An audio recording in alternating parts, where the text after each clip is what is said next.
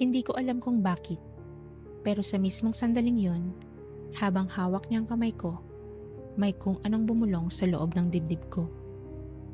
Umalis ka na, pero hindi ko pinakinggan. Valentine's Day na naman ang paparating. Sa totoo lang, hindi naman talaga ako naniniwala sa ganitong selebrasyon. Para sa akin, isa lang itong araw na ginagawang mas mahal ang bulaklak, mas mahaba ang pila sa mga restaurant, at mas malinaw ang katotohanang hindi lahat ng may date ay tunay na masaya. Pero ngayong taon, iba. Dahil ngayong taon, may kasama ako. Nakilala ko siya ilang linggo bago magpebrero. Walang kakaiba sa una. Simpleng ngiti, tahimik magsalita, at may mga mata na parang laging may iniisip na hindi niya sinasabi. May misteryo, at aminado akong nahulog ako roon. Kaya nangyayain niya akong mag-date sa gabi ng February 12, 2 araw bago ang Valentine's Day. Hindi ako nagdalawang isip. Pero sana pala, nag-isip ako. Pinili niya ang lugar. Isang maliit na restaurant sa dulo ng kalsada. Hindi sikat, hindi matao, tahimik. Sobrang tahimik. Pagpasok pa lang namin, napansin ko na agad. Wala halos ibang customer. May 2 mesa lang na may tao. At pareho pang nasa malayo. Gusto ko kasi ng ganitong lugar, sabi niya, habang hinahatak ang upuan ko. Mas personal. Ngumiti ako, pero may kung anong kumurot sa sikmura ko. Hindi ko alam kung bakit, pero parang masyadong personal. Habang kumakain kami, maayos naman ang usapan. Tumatawa siya sa mga biro ko, kahit hindi naman talaga nakakatawa.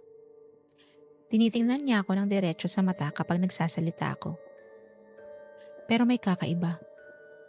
Kapag tumitigil ang usapan, hindi siya agad nagsasalita. Tinititigan niya lang ako. Hindi ngumiti, hindi kumurap. Parang may hinihintay. Ayos ka lang? Tanong ko. Ngumiti siya bigla. Parang may pinindot na switch. Oo, gusto lang kitang tignan. Tumawa ako, pero sa loob-loob ko, bakit parang may mali? Dumating ang pagkain. Habang kumakain kami, napansin kong hindi niya halos ginagalaw ang kanya. Hindi ka ba gutom?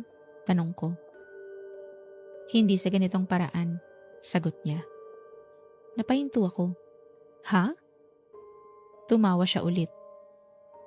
Mahirap ipaliwanag.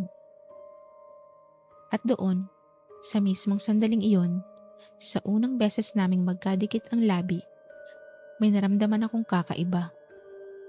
Hindi kilig, hindi saya. Lamig. Parang may dumaan na malamig na hangin sa loob ng katawan ko.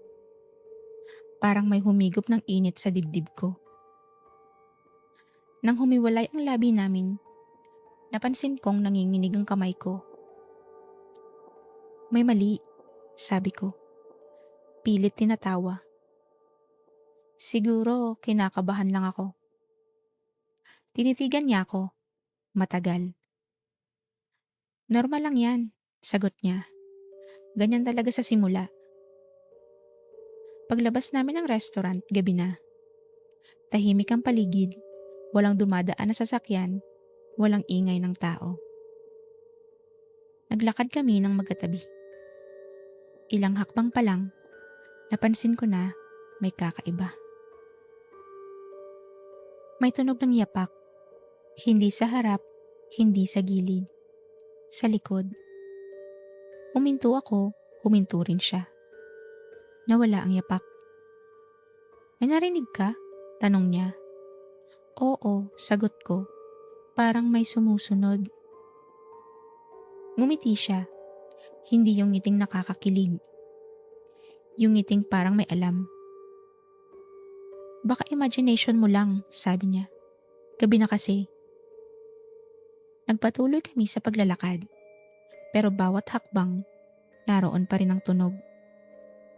Yapak, humihinto kami, nawawala. Gumagalaw kami, bumabalik. Napansin ko ring may mga ilaw sa bahay na biglang namamatay habang dumadaan kami. Isa-isa, parang may sinasara. Napansin mo ba yun? Tanong ko. Oo, sagot niya. Napansin nila tayo. Sino? Hindi siya sumagot. Huminto kami sa isang kanto. Doon ko napansin ang isang babae sa kabilang sidewalk. Nakatayo lang, nakatingin sa amin. Hindi gumagalaw, hindi kumikibo. Nakatingin siya sa atin, bulong ko. Tumingin ang kadate ko, tumango. Kilala mo? Tanong ko. Oo, matagal na. Bago pa ako makapagtanong, biglang tumalikod ang babae at nawala sa dilim. Anong ibig mong sabihin?